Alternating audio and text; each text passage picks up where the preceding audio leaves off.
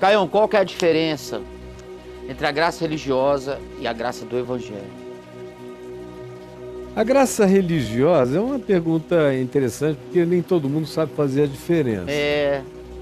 Eu estava lendo um pensador dois, 3 dias atrás, e ele estava dizendo da suspeição dele sobre todos os deuses que dão coisas de graça. Ele falou, como por exemplo a doutrina da graça dos cristãos. Eu tenho o maior problema com esse negócio de dar de graça. Tem um grilo aí. E aí eu falei, o que será que ele entendeu por isso? E eu vi que ele, embora seja um homem muito culto, não tinha entendido era nada. Porque ele só conseguia pensar em graça como a doutrina cristã da graça. Como a maioria dos cristãos, eles pensam em graça como uma doutrina. Provavelmente a graça de Deus quis começar em Davi, quando Davi disse a tua graça é melhor do que a vida.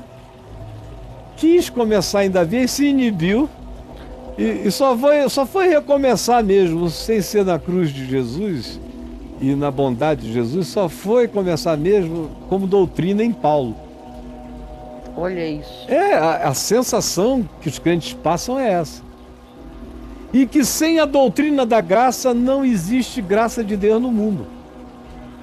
E sem que você pregue e informe a doutrina da graça, não tem graça para ninguém.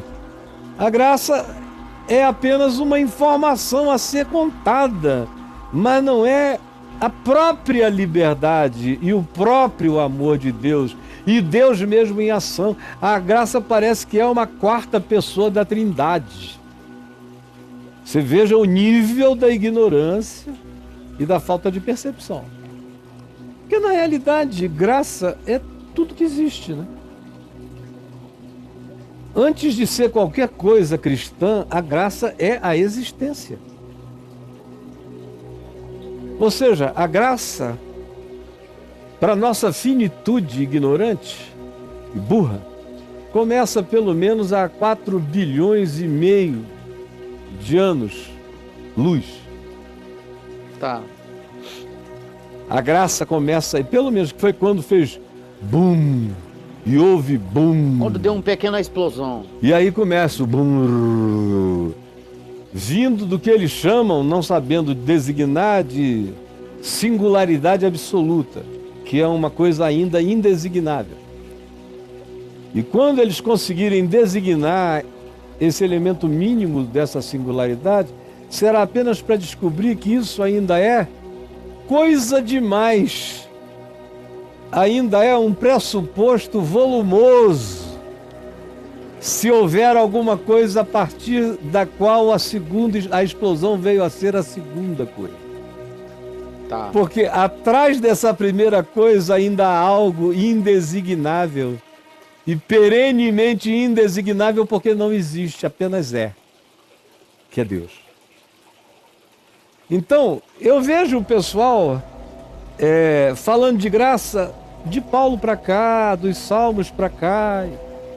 E graça para mim começa quando Deus diz haja luz e houve luz. Graça é tudo que é ex nihilo, que é tirado do nada, do coisa alguma. Uhum. Até o coisa alguma é graça, porque o coisa alguma é algo referente em razão do que o que passa a ser, vem a ser. Tudo é graça. Toda a existência, toda a criação, tudo é graça. Não há nada que a gente faça que não seja graça, porque nenhum de nós criou tudo que existe, nenhum de nós sabe o que é isso. A gente usufrui disso todo dia, sem saber o que é isso. A gente bebe isso, a gente come isso. A gente anda nisso, a gente vive nisso, a gente nasce nisso, a gente morre nisso, a gente é sepultado nisso, a gente ama nisso, a gente perde nisso, a gente ganha nisso, a gente procria nisso, a gente chora nisso, a gente ama nisso, a gente é abandonado nisso, nisso que ninguém sabe definir aonde é, dentro do que é, o que é dentro do que, e como existem coisas que são antagônicas àquelas que a gente diz que são as que existem, mas as coisas que são antagônicas às que existem, existem sem serem como as coisas que existem para nós. E tá tudo aí. e ninguém fez nada. E o melhor que se consegue é através de cálculos e descobrindo o potencial factual, fenomenológico disso, para depois então descobrir e se assombrar. E quanto mais descobre que não sabe nada, que não viu nada, que não entendeu nada. E tudo que não entendeu é graça. Ainda, é o que foi criado e eu não sei. Foi criado sem solicitação, sem mérito provocador, sem estímulo, sem que se mandasse uma equação para algum lugar para que alguém então dissesse: vamos fazer segundo o modelo desse desenho. Não, graça não tem nada a ver com cristianismo nem com religião. Graça tem a ver com a evocação de Deus tirando do nada toda a criação, toda a existência, toda a vida, toda a possibilidade, toda a alternativa, toda a solução. Aí, bilhões de anos depois, a gente começou a entender que tudo na vida é graça de Deus. Agora, o cristianismo pegou e fez disso um pacotinho, uma pílulazinha babaca, e deixou de enxergar que a vida é a graça, e que a graça é maior do que a vida, como disse Davi. É maior do que a existência. É maior do que o universo, é maior do que qualquer coisa, porque a graça é Deus criando, a graça é Deus amando, a graça é Deus fazendo, a graça é Deus frutificando Deus. O universo é o fruto de Deus em todas as dimensões. Aí o cara quer reduzir a graça a Paulo e separar graça de Deus de graça comum, quando na realidade a inspiração para a graça de Deus é o amor comum de Deus por todos os homens, que faz nascer o sol sobre maus e bons e de chuvas sobre justos e injustos, de modo imerecido, portanto, por pura graça. Então, fazer a ciência é estudar a graça. Fazer medicina é estudar graça. Mergulhar em todas as tabelas passíveis de cruzamento periódico químico e entender o máximo de variáveis possíveis é ir compreendendo os entrelaçamentos da graça. Estudar e entender história é estudar a história da graça, porque a gente que está estudando a história ainda está vivo. Se está vivo, sobreviveu. Se sobreviveu, é graça. Então não tem nada que não seja graça, porque Deus é graça, graça é Deus. Graça é o modus operandi de Deus na vida.